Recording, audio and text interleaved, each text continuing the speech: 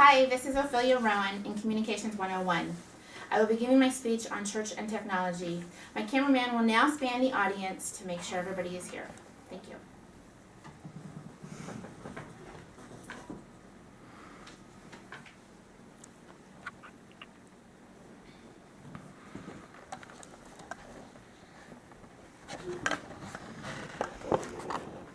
Okay.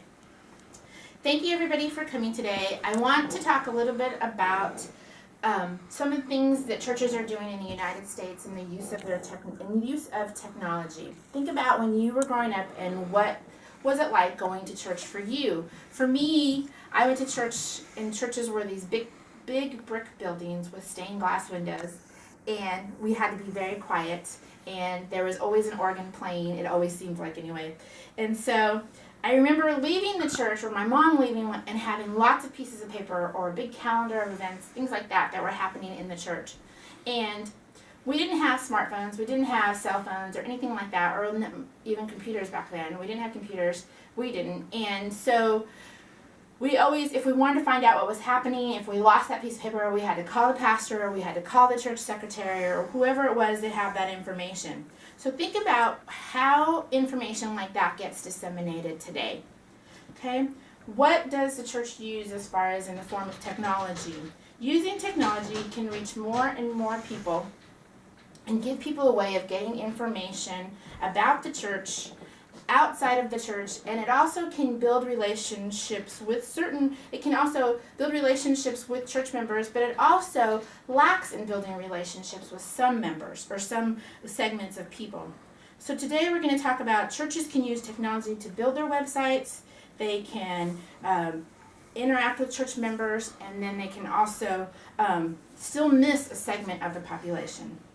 One major tool, obviously, is the internet. Churches can create a website. When we talk about creating a website, they can broadcast their church services. They can, people can see sermons online if they're on vacation, or if they're sick.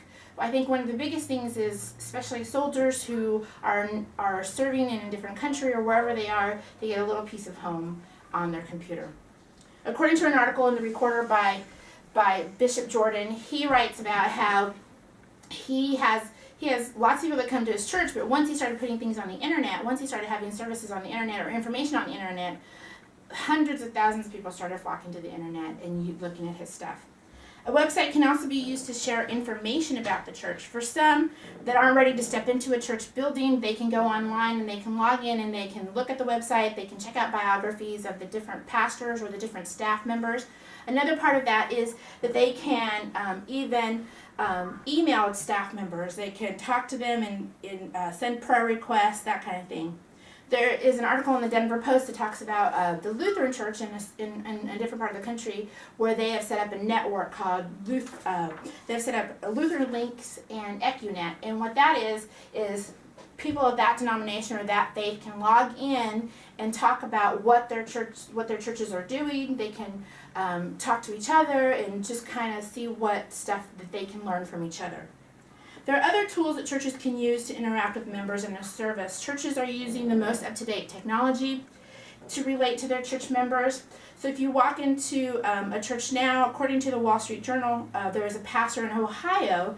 He says that the projector screen, and he's talking about the projector where they show all the words and stuff like that, to the 21st century church is what the stained glass windows used to be to the old church. What he's basically saying is that there is a media reformation, and he has media reformation, and so you would more likely in his church find video clips from different movies to illustrate his sermons, those kinds of things. He also believes that multimedia is critical, and electronic media are the language of our culture. They use the most up-to-date software, PowerPoint, Microsoft, Adobe, all those kinds of things. And you're more likely to find a live worship band in those services.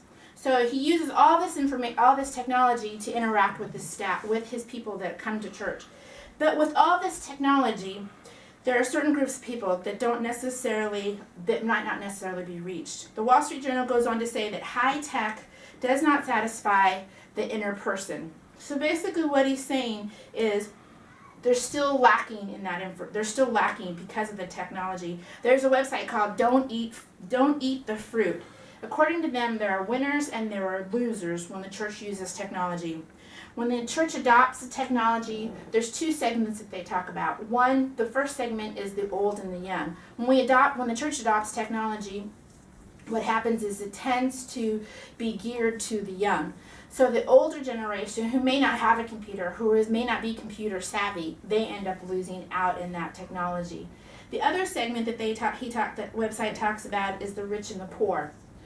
So just because your church has all this technology doesn't necessarily mean that everybody has the same technology. So there are some families, some households that still just don't have internet access or necessarily don't have access to a computer. So what happens is with all of this technology, we're still missing out on certain classes of people or certain segments of the population. So all that to say, when I was growing up, we had an organ player and that was about it. Today you can walk into a church, you'll see a movie playing up on the screen, you'll see a live worship band, you'll see everything. Sometimes they even post on the projector screen what's happening during the week at that church. And you're most likely to walk into a rocking band. But the thing that we also need to realize is that with all this technology, there's still a segment of population that we could be missing. So technology plays a big part in reaching, but there's still that little part that we need to figure out how to do and get that information to them. So thank you for allowing me to speak today. With technology, there are so many possibilities. There are endless possibilities. Thank you.